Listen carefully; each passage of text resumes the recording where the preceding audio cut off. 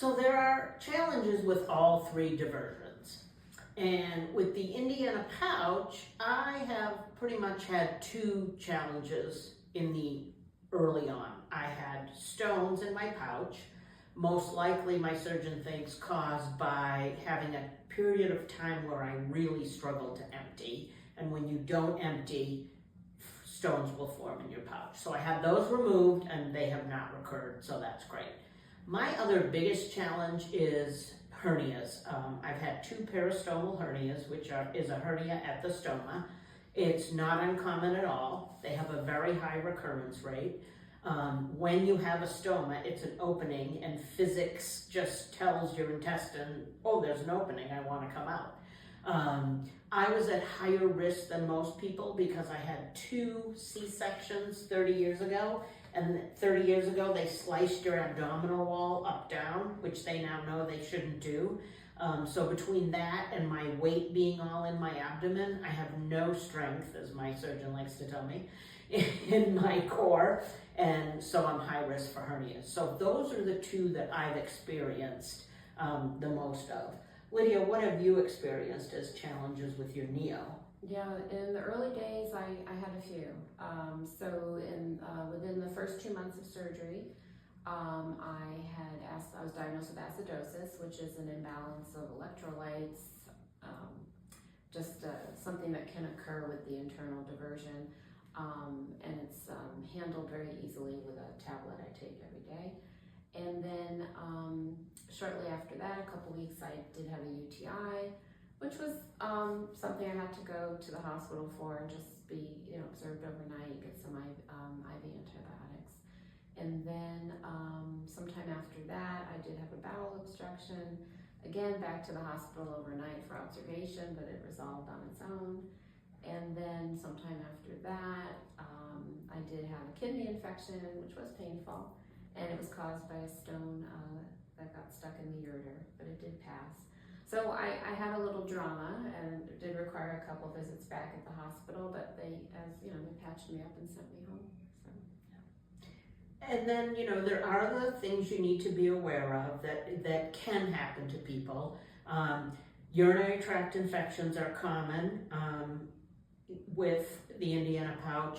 I've only had 2 in 4 years. So they can happen, they don't always happen. The other thing people are concerned with is leakage. You can leak from your pouch.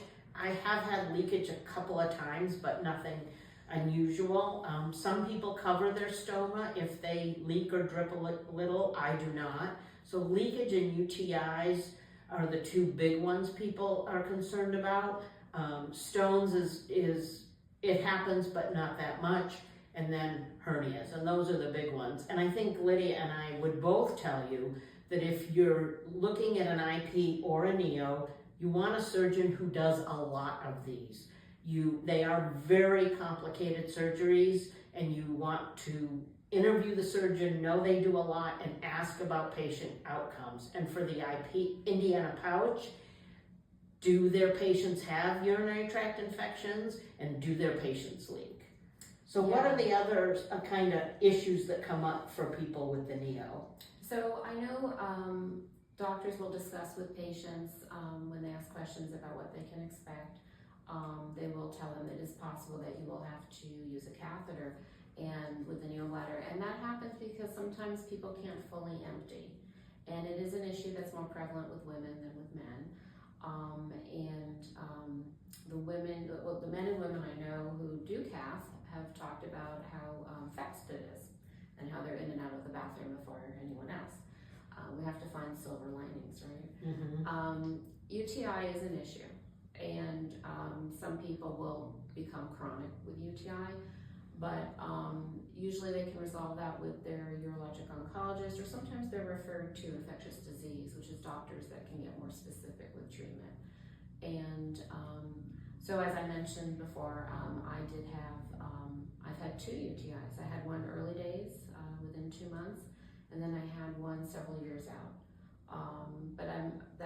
Those were the only occasions I had UTI. As far as leaking, that's another concern that people have. Most people will regain their daytime continence pretty early on. A lot of people, I say a lot, I've been told it's like 50-50, will have leaking at night. And again, to a different degree, could be a lot, could be a little. I have been fully continent for many years, and then more recently we'll find that I will occasionally leak at night, and so I will wear a pad at night just in case. And so those are some of the challenges. There's some other challenges with the gut, with digestion, because our gut has been cut and reattached. And so some people will have some issues, and for most people it resolves. For some, like myself, my gut was challenged, and so I do take a medicine that I will always take, and that's fine. It takes care of the problem, so it becomes a non-problem. And like we said, there are challenges with all three diversions, and they're less than the challenges of living with cancer.